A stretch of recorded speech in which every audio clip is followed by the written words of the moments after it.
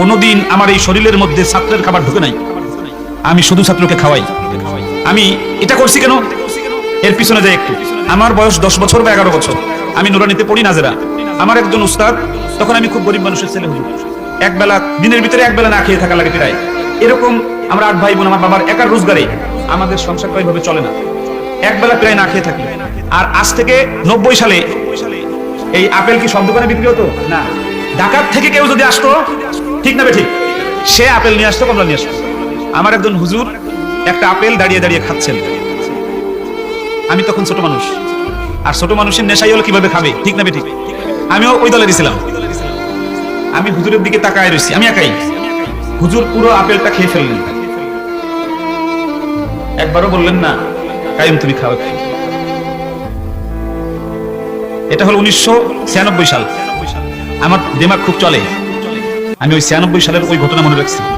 আমি যেদিন প্রথম শিক্ষক পেয়েছি, যেটা রং, একজন উস্তাদ খাবে, তার সামনে একজন ছাত্র থাকবে, ওই খাবারটার একটা অংশ ছাত্রের মুখে যাবে না, তাহলে সে প্রকৃত উস্তাদ না, সে প্রকৃত শিক্ষক না, সে আদর্শিক শিক্ষক হতে পারে না। এটা আমার থিওরি, বাকি অন্যরকম হতে পারে, এটা আমার থিওরি।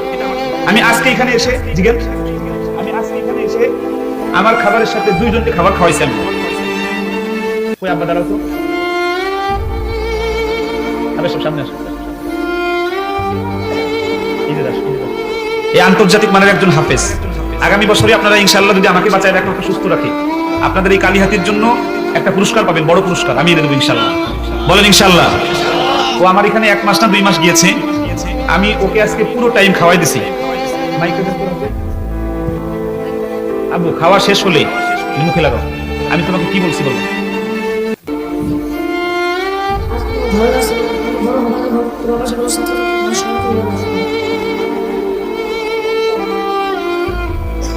আমি যদি কিতাবে 1000 বার পড়াতাম তাকে, 1000 বার পড়াই, তার ভিতরে যতটুকু ঢুকাতে পারতাম, আমি একবার তাকে সাথে সাথে খাওয়াই, আমি তার কানে কানে বলছি এই কথা মরণ মৃত্যু পর্যন্ত তার মনে থাকবে, ঠিক না ঠিক? আপনারা জেনে খুশি হবেন, উস্তাদ যারা আছেন তাদের পায়ে আমার হাত।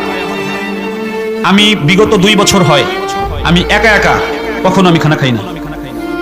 আমার খানার টেবিলে কমপক্ষে 7 থেকে 8 প্রকারের খানা থাকে, কমপক্ষে 7 থেকে 8 প্রকারের খানা থাকে।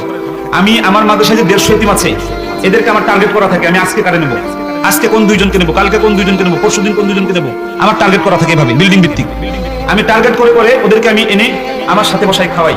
খাওয়ায়ে আমি একটা কথা শুধু বলি, আব্বা এটাকে মেহমানদারি বলে, তুমি আমার মেহমান, আজকে তোমাকে সম্মান করে আমি খাওয়ালাম। সাথে মাঝে মাঝে 100 টাকা 50 টাকা হাতে দেই, দিয়ে বলি তুমি যখন উস্তাদ হবা, তুমি যখন হুজুর হবা, তোমার ছাত্রকে এভাবে তুমি খাওয়াবা, তাহলে তুমি যেরকম আজকে খুশি হয়েছো, তোমার ছাত্র এরকম খুশি হবে।